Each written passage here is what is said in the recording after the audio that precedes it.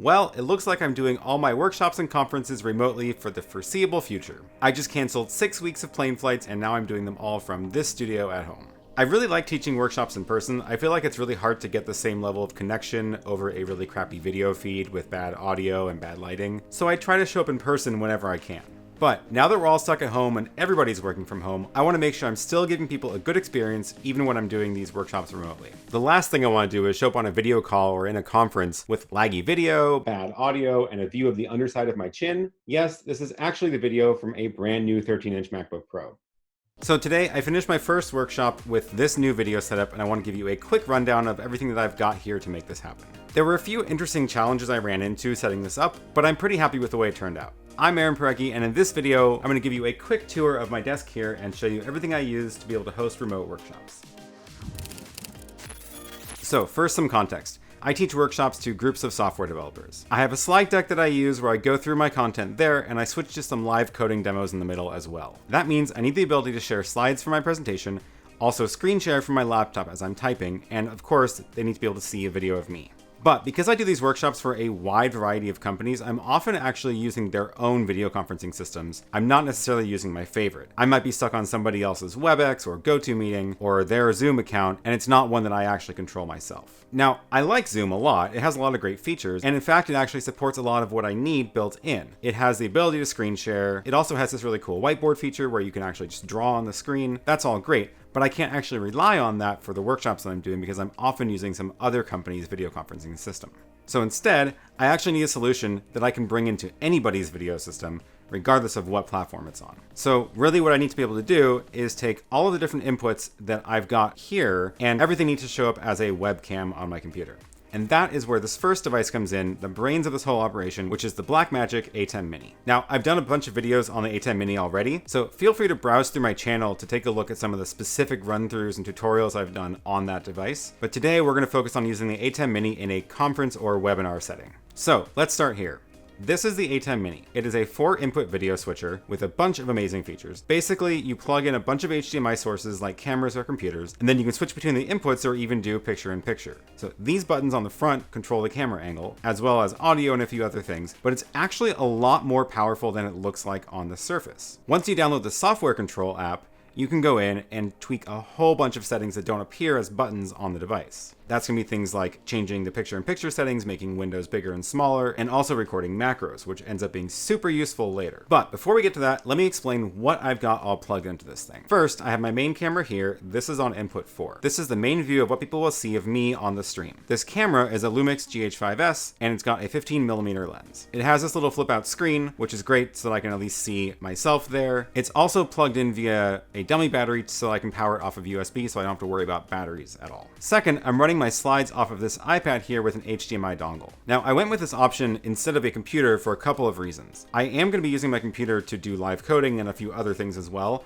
and if I were to run the slides off of that computer in Keynote, Keynote takes over the screen as it's displaying. So I would have to exit Keynote in order to switch to a different application, and that's going to be too disruptive. I could have used a second laptop, but this actually ends up being a really great solution because Keynote on the iPad means you can actually use a pencil and draw stuff on the screen over top of your slides, which it turns out is really useful when you're trying to explain things or point to things on the live stream when you can't just point to a screen behind you. So that's where the slides are coming from. Let's talk about my laptop. Now, my laptop is plugged into the switcher as well because I am going to be showing live coding things as well as showing Q&A from the audience. Now, in order to make this work, I actually ended up plugging in 2 different USB-C to HDMI outputs on the laptop. So it actually thinks there's 2 external displays. The ATEM Mini is one external display, and then this monitor on my desk is the other external display. I tried using an HDMI splitter for this, but maybe it's just the one I have. The colors ended up super weird on one of the displays, and I couldn't figure out how to fix it. So instead, I just took the other approach of plugging in a second HDMI output onto my laptop. The trick here is to go into the display settings on the laptop, hold down Option or Alt, and then drag one of the external displays on top of the other, and then they mirror the same display, and it's still separate from the laptop display. So that means I effectively have 2 displays, my main laptop display and one external that's also copied to the ATEM Mini. So I mentioned Q&A. For Q&A, I'm using this really cool app called Slido. It's a website, and they did a really great job with this. I'm like such a fan now. So basically the audience can visit this link on their phone or computer and then start typing in questions that show up on my display of this. I can also push out polls to the audience so I can get them to answer questions about like what programming languages do you use, what kind of apps are you writing, things like that. And I get that feedback. And on my end, I have this pulled up in a full screen web browser on the laptop. And because it's on the external display, it shows up as an input in the ATEM Mini, which means I can push that out on the stream as well if I need to. In a separate window here, I have bigtimer.net, which is just a full screen countdown timer. I use that during the break so I can say, okay, here's how much time is left in the break. I also have an iPod here with a short playlist of music, licensed of course, which I can use to play in the intro while we wait for people to trickle in on the meeting. Of course, we're gonna, set up the event ahead of time, let people join, and then at some point switch to the intro where we introduce ourselves. That also gives people a chance to test their headphones to make sure they'll be able to hear us when we start speaking. The ATEM Mini has 2 audio inputs, so I'm using one for my microphone and the other one is for this iPod for the music. And because they both have these quick on-off buttons on the front panel, I can very quickly see which one's enabled, make sure they can hear me, and of course disable the microphone if I need to leave the room, or disable the music when I start speaking. So now that you know what's all plugged in, you can see that I can quickly switch between these different inputs by pressing the buttons on the ATEM Mini. But what about picture-in-picture? That's where the macros come in. So I've recorded macros for a bunch of operations like switching camera angles and also bringing in picture-in-picture and controlling the audio. I'm not going to go into the details of how to do that in this video. There's actually a really good video on Photo Joseph's channel where he walks through the process of creating macros on the ATEM Mini. I also talked a bit about it in my last video, so you can take a look at those if you're curious. I'll leave links to those videos below in the description. But once the macros are created, they show up in this iPad app called Strata Macros as just giant buttons. So I get this whole grid of buttons corresponding to all the macros that I've set up in the device. So that means I now have buttons where I can switch between showing this angle, showing a picture-in-picture of myself on top of the slides, or myself on top of the computer, or the other way around where the computer shows up on top of the video of me. I have these macros for a Be Right Back screen and a logo screen, which also mute the audio,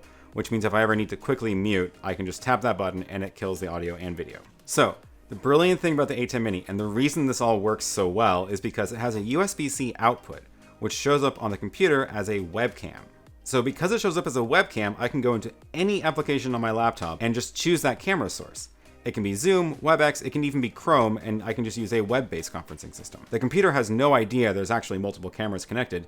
It just sees the video source as a webcam. So of course, I also want to see what I'm broadcasting, and that's what this little monitor here is for. This little monitor is plugged into the output of the ATEM Mini via HDMI. And I placed it kind of near the lens of the camera so that if I am looking at it to like read content off my slides, it doesn't look like I'm looking down on the video feed. All right, that covers the video and the screens. Let's now move on to audio. I probably actually should have started with this because it turns out audio is super important. People will tolerate a bad picture, but they will not tolerate bad audio. Really, the key to getting good audio is to have a microphone as close to your face as possible. Which microphone you use is actually less important. The simple way to do this is to use a headset microphone and then actually just in your video conference app, choose your headset as the audio source and the ATEM Mini as the video source. That would work fine, and it would probably be good enough. But I already have this set up here for audio for doing these kinds of videos, so I'm actually using this setup instead. So this microphone is on a scissor arm attached to the side of the table, and it is sitting just out of frame up here.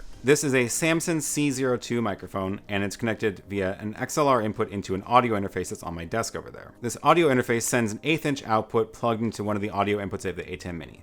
There's a million different ways you can do this. There's no reason you have to configure it this way. Really, any way you can get a microphone close to your face and into the ATEM Mini will work fine.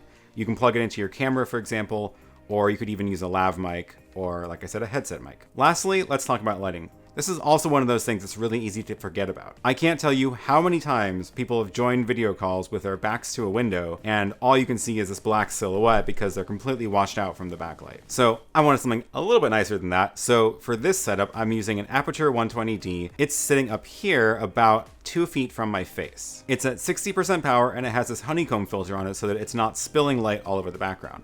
It helps direct it a little bit more and focus it on my face. I've also got these blue lights in the corner on the table here.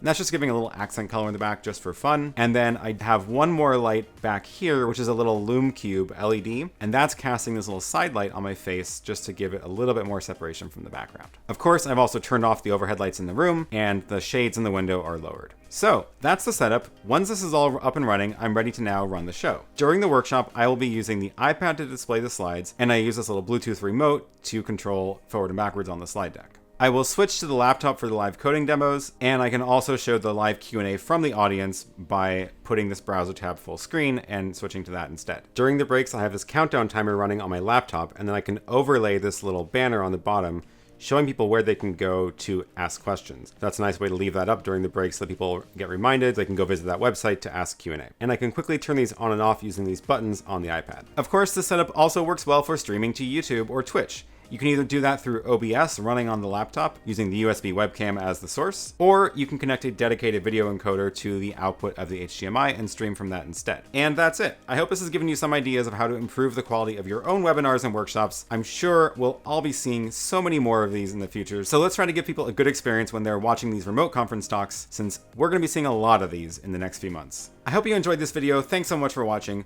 Please give this video a thumbs up, and I will see you in the next one.